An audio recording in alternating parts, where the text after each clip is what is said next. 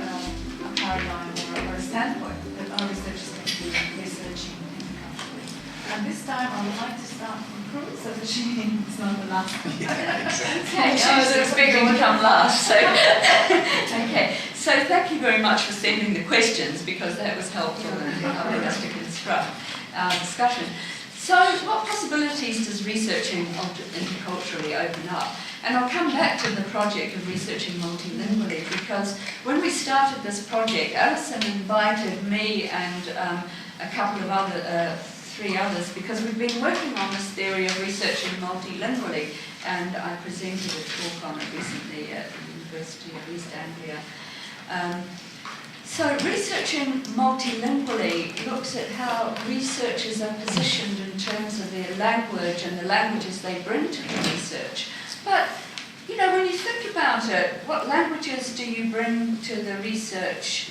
You're also bringing your own positionality and thinking about who you are reflexively in relation to the research, in relation to the other, or in relation to the object that you're researching. So for me, researching interculturally involves an extension of this researching multilingually framework that we've developed, and we've actually got a chapter in Jinhua's methodology book on it.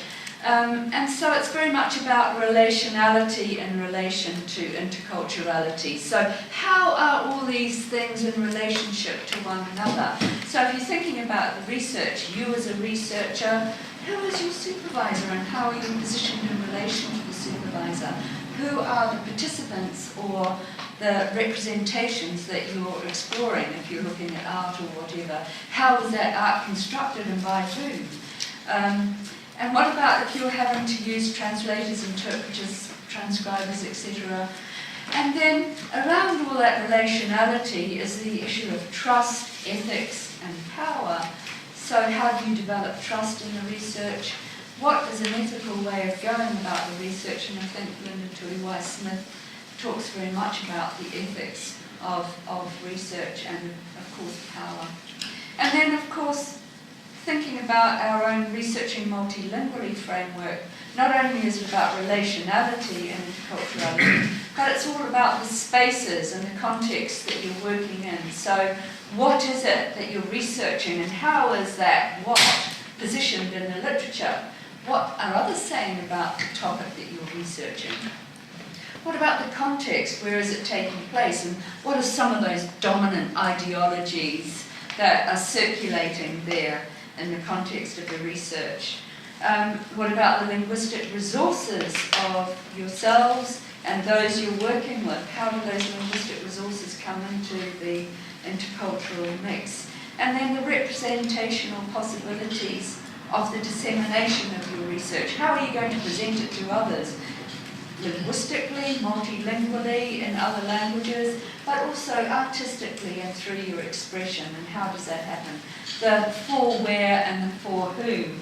So what is the appropriate medium? And in our Researching Multilingually project, Alison went to Ghana with some of the creative artists to develop a play with performers there in a performing arts institution, not in a main university in Ghana, but I suppose it would be in some town somewhere, I can't remember, but not as if it's a dominant institution. And these performers had the opportunity to create, with Alison and with the creative artists and others on our project, the story of the body under pressure and pain and languages under pressure and pain and the story of migration. So what happens when words are taken away from you by the dominant discourses, where language is lacking? How can you represent yourself? What languages or what multimodal methods do you have to express yourself? So when you're thinking about researching interculturally, these are all the kinds of things that you have at your disposal, thinking beyond language and words. What does that have to say? Actually, what I'm going to do, I brought this to share because I think it's really useful, and it's so funny that it's come up already. It's from the Linda Tui-Weiss-Smith book, which is over 10 years old now. But it starts off with this really sort of prickly beginning. The word itself, research, is probably one of the dirtiest words in the indigenous world's vocabulary. When mentioned in many indigenous contexts, it stirs up silence. It conjures up bad memories. It raises a smile that's also knowing and distrustful. It's so powerful that indigenous peoples even write poetry about research. The ways in which scientific research is implicated in the worst excesses of colonialism remains a powerful, remembered history for many of the world's colonised peoples. That's the risk. That's what's at stake. But what she also goes on is to pose the kind of, I would say, eternal questions that are useful to us all. She poses these questions of any project, of any, not just the project of doing research, but the project of thinking itself. And she sets it out like these. Whose research is it? Who owns it? Whose interest does it serve? Who will benefit from it? Who has designed its questions and framed its scope? Who will carry it out? Who will write it up? How will its results be disseminated? While there are many researchers who can handle such questions with integrity, there are many more who cannot, or who approach these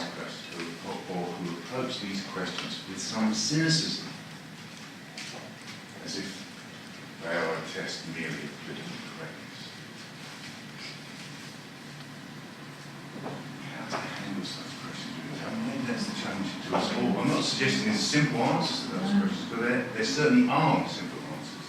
But maybe the thing which I take from, it's a really useful book, I think. Not an easy book to read, in terms of these questions are profoundly difficult. They challenge us to think about our own complicities as well as the things we're trying to push back against or expand. But it feels like to me that the opportunity of working in an intercultural mode is to try and face some of these questions and imagine new ways in which the forms and modes that we can both communicate and set up the forms of dialogue, which you want to say.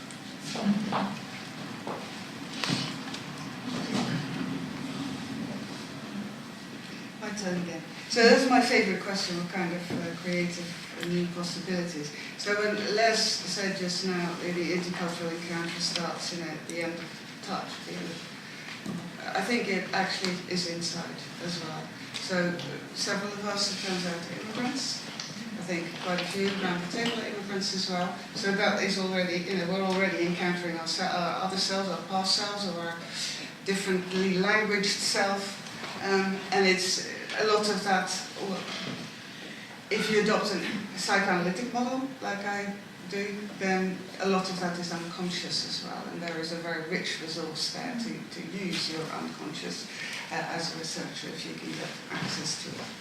And a concrete example I want to give you of these new and creative possibilities of intercultural research was that I was asked to write a chapter for a book about contemporary American poetry on multilingual poetry.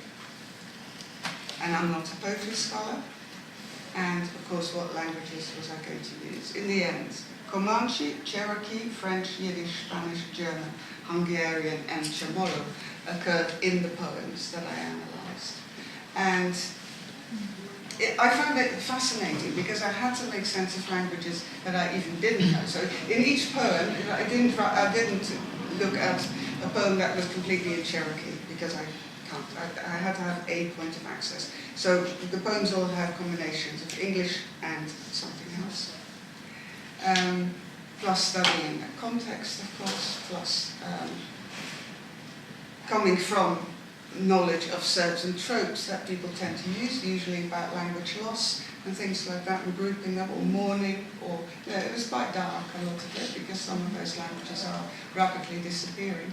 But I find it incredibly interesting, and then you can say, but you don't know what you're doing, because you don't know that language and you're not an insider. And I would say that is the point. I don't know what I'm doing, but I am reading it, I'm communicating it, I'm spreading the word, quite literally, of this poetry that otherwise people are afraid of poetry anyway, let alone multilingual poetry, wouldn't read at all. So poets do put it out there to reach a wider audience, and they do seek that intercultural conversation. So reading it is to make sense of it as far as you can, but it's also to risk that sense and to be open to it being contested. And I find that a really productive, creative and very satisfying thing to do. Of course, it's only an opening bit, it's the encouragement as well that people do as well. So that's one example of working with something where you reading poetry is not precise anyway. I suppose another bit of enlightenment that came to me, having been intimidated by poetry anyway, is that if you are a poetry reader and listener, then you're going to use all the dimensions, how it looks on the page, the semantics of it, and also how it sounds. Well, at least two of those, how it looks, how it sounds, you can, you do have some access to actually if you try to read it aloud. And you might not know how it should sound. I looked on the internet, how does Cherokee sound? I couldn't get an example of that. I couldn't find a dictionary either. But I still feel confident that I got some way with it, but that the main virtue of it was the effort and was the engagement with languages that are in danger of dying out. And of course the poets very much want to keep them alive. And if there are no readers, then that's the end. Yeah, just an example. As a seamless link, segue they call it in music, I'm going to perform a poem. It's 3 poems. One was written by me. It's an ode to my hero. I've got many, but Helene Saussure is one of my heroes. The second one was written by a person I sat next to at a conference, and the one in the middle is the merger of the two, where the intercultural meet. We wrote them into 2 Venn diagrams, 2 circles that overlap. And so here is the first. I'm using bloom as a soundscape. Living the orange. I ask, what power, my privilege? What's ethical? What's moral? What's global? How do we engage? That was one Venn diagram. My partner wrote this poem. She called it Space in Between the Two. Multiple identities. Researching in different ways through the self. The selves. We search. Me search. Research. And in the middle of these 2 circles, here is the merged poem. It's the last word of each line of my poem, and it's the first word of each line of my partner's poem. I can share this with you. This is the middle bit. I am conscious when contexts intersect. Now what I just did was a performance of really the object of something that was the performance of interculturality at a workshop just like this. And what we were asked to do was to create a very short, like a haiku, and to basically draw 2 circles. And this was me, and I did my small lines about Helene Saussure. My colleague Anne, she wrote hers, small, short, had a go at it. Didn't work at all. We were just sort of trying to think, how are we going to now bring these together and have a word for each line that ends my first line and that word begins hers. So we had to start again. So we drew another set of circles. Ode, mine was Ode to Helene Saussure. And so I started, and I haven't memorised this, but so I've got to read it. And we're happy to send this to you. I wrote, Living the orange. You remember? Helene Césaire. Living the orange. I am. My colleague wrote multiple. Just doing that makes my hair stand on end. I mean, we met right there. My poem is Living the Orange. I ask, what power? She's thinking, what am I going to put here? But we have to get a word here that ends my line, that starts hers. Living the orange. I ask, what power my cultures, and she writes, and identities. So it's that thing of finishing the sentence, you know, but there is this amazing overlap, there is this amazing meeting place, this amazing connection that is created in this exercise of writing a poem where the connection occurs in the middle. Poems, really very important. As researchers, as me searchers, as we search for understandings of ourselves and of the world we live in, for that ontological understanding, we must connect, we must understand, and we must empathise and live the orange of whoever is involved in your research. Otherwise, you're just doing research to people. So for me, intercultural practice is what underpins sound, rigorous, insightful research. And we are, of course, in a space where we're judged on the quality of our research. We're judged with 4 stars, 3 stars, 2 stars before you're out. And so this is a performative culture. And yes, it's a game we're playing. We have to. There is a game to be played. But in playing that game of getting reach, which is how widely felt it was understood in terms of the extent and diversity of the communities, environments, individuals, and other beneficiaries that have benefited or been affected by your research, the reach, and the significance, that is how much difference is made to the beneficiaries understood in terms of not the language has changed altogether, you know, but it is the language of judging and evaluating research.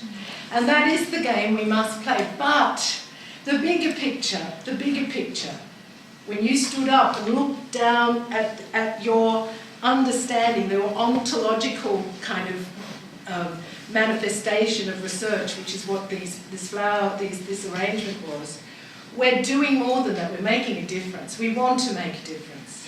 We want to change the world. And the world is changing us. So I see intercultural research as embodying good research. And the asking of the question of what kind of creative possibilities that open up, it's endless. And yet it's actually just beginning in many respects. Because like the word interdisciplinary, people don't know how to actually read it, they don't know how to understand it, they don't know how to the kind of take response as in one word and a hyphen, ability to engage with it. And that's why these kinds of texts and these kinds of looking at the ontology and the epistemology, the nature of the knowledge that is actually arises from intercultural research, and the voicings, the taking ethical responsibility to voice, not your, you know, it's not you, it is a voice that is very much living the orange of your co-participants. So there's an ethical imperative. And this room should be full of 500 people saying, how do we do research?